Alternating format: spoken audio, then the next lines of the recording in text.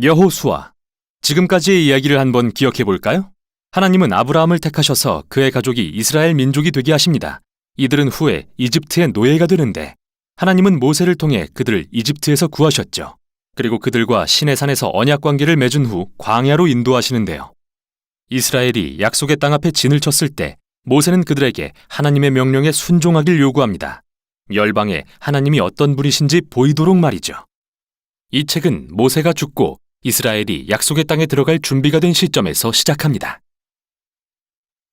이야기는 크게 네 부분으로 구성됩니다. 먼저 여호수아가 이스라엘을 약속의 땅으로 인도합니다. 그러나 그곳에서 적이에 찬 가나안 족속들을 만나 전투를 벌이게 됩니다. 승리를 거둔 후 여호수아는 약속의 땅을 12지파에게 분배해주고 백성들에게 주는 마지막 설교로 이 책은 끝을 맺습니다. 그럼 어떻게 진행되는지 자세히 살펴보죠.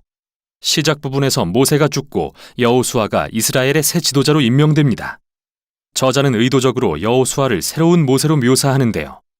모세가 그랬듯 그도 백성들에게 토라, 즉 하나님께 받은 시내산의 언약에 순종하길 요구합니다. 그리고 모세가 민수기 13, 14장에서 한 것처럼 그 땅에 정탐꾼들을 보내는데 이번에는 그때보다 훨씬 순조롭습니다. 몇몇 가나안 사람들은 돌이켜 이스라엘의 하나님을 따르게 될 정도로요. 그 후 여호수아는 온 이스라엘을 이끌고 요단강을 건너 약속의 땅에 들어갑니다. 출애굽할 때 모세 앞에 홍해가 갈라진 것처럼 이제 요단강이 갈라지고 제사장들이 언약궤를 메고 앞장서자 백성들이 따라 건너죠. 5장에서는 이야기가 전환됩니다. 이스라엘은 뒤를 돌아보며 자기 뿌리가 하나님의 언약 백성임을 기억하여 새 세대에게 할례를 행하고 가나안에서 첫 유월절을 기념합니다. 그리고 그들은 이제 앞으로 나아갈 준비가 되었죠. 여호수아는 한 신비스런 전사와 특이한 만남을 갖습니다. 사실 그는 천사이고 여호와의 군대 대장이죠. 여호수아가 너는 우리 편이냐 우리 원수 편이냐 라고 묻자 그의 대답은 어느 편도 아니다.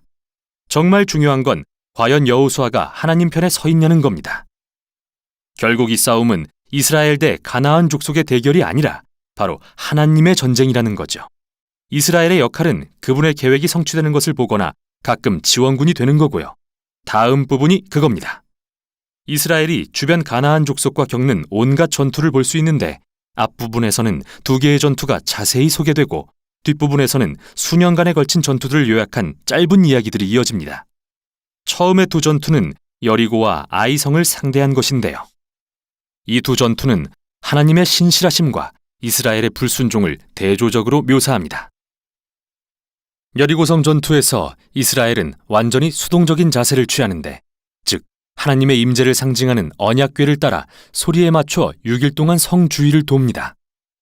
마치 라합이 하나님께 의지하여 돌아섰듯이 여리고 사람들도 기회가 있었지만 그들은 그러지 않았습니다.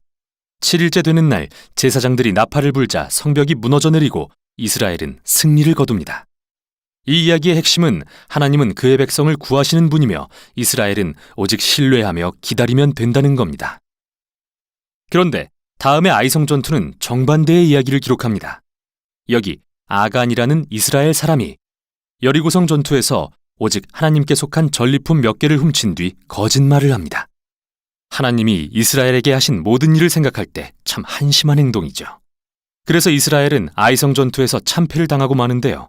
하나님께 겸손히 회개하고 아간의 죄를 철저히 다루고 나서야 비로소 승리하게 되죠. 사실 이 두 이야기는 중요한 핵심을 알려주기 위해 함께 맨 앞에 배치되었습니다. 이스라엘이 약속의 땅을 상속받으려면 반드시 하나님의 명령을 순종하고 신뢰해야 한다는 것. 특별 대우란 없습니다. 두 번째 부분에는 기브온이라는 가나안 족속이 등장합니다. 그들은 라합처럼 돌이켜 이스라엘의 하나님을 따르기로 결정하고 이스라엘과 화친 조약을 맺죠. 다른 모든 가나안 왕들이 서로 동맹을 맺고 연합하여 이스라엘을 파괴하려 한 것과 대조되는 모습이죠. 이들과의 전투에서 이스라엘은 큰 승리를 거두게 됩니다. 그리고 나서 이 부분은 모세와 여호수아가 거둔 모든 승리를 요약하며 마무리됩니다. 여기서 잠깐 멈추겠습니다. 지금까지 나온 전쟁과 폭력의 이야기들이 거슬릴 수도 있을 것 같아서요. 만일 예수를 따르는 분이라면 예수님은 원수를 사랑하라고 하시지 않았나 라는 의문이 들 텐데요. 왜 하나님은 전쟁을 선포하시는 걸까요? 첫째, 왜 가나안 족속일까요? 이에 대한 주요 이유들은 성경의 앞부분에 나와 있습니다. 가나안 족속의 문화는 도덕적으로 극도로 타락했는데 특히 성적으로 그랬죠. 레위기 18장을 확인해 보세요. 또 자녀를 제물로 바치는 관습도 널리 퍼져 있었는데 이 내용은 신명기 12장에 나옵니다. 하나님은 이스라엘이 이런 관습의 영향을 받는 걸 원치 않으셔서 가나안 족속을 떠나게 하신 겁니다. 여기서 두 번째 의문이 듭니다.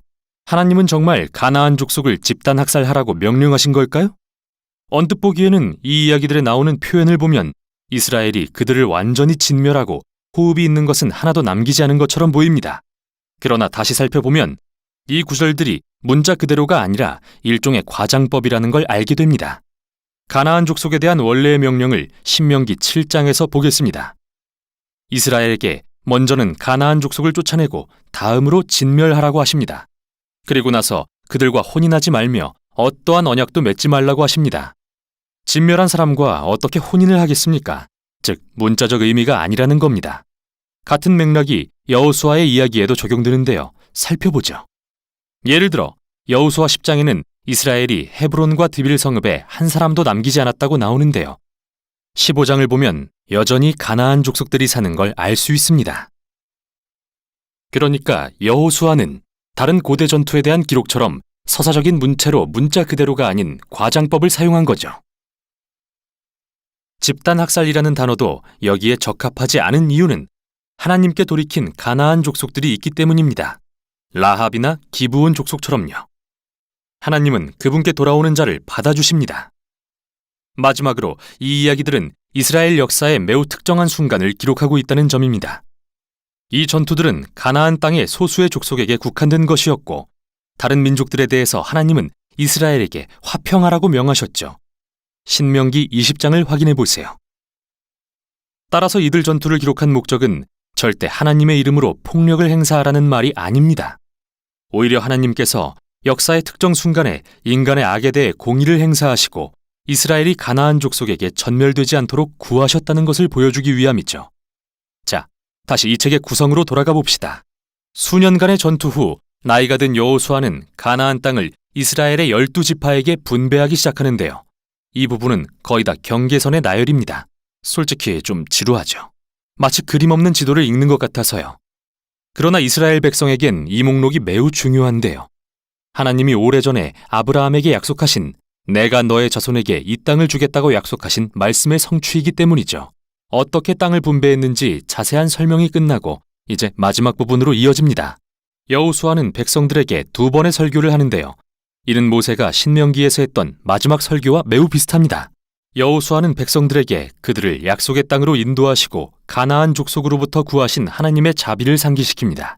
그리고 가나안의 우상들로부터 돌이켜 하나님과 맺은 언약에 신실하라고 요구합니다. 만일 그렇게 한다면 약속의 땅에서 생명과 복을 받을 것이지만 그렇지 않는다면 이스라엘에게도 가나안 족속들처럼 하나님의 심판이 내릴 것이라 경고합니다. 약속의 땅에서 쫓겨나 포로가 될 것이라고요. 여호수아는 이스라엘에게 선택을 남기고 떠나는데요. 과연 그들은 무엇을 할까요? 이 중대한 질문을 남긴 채 끝이 납니다. 여기까지 여호수아였습니다.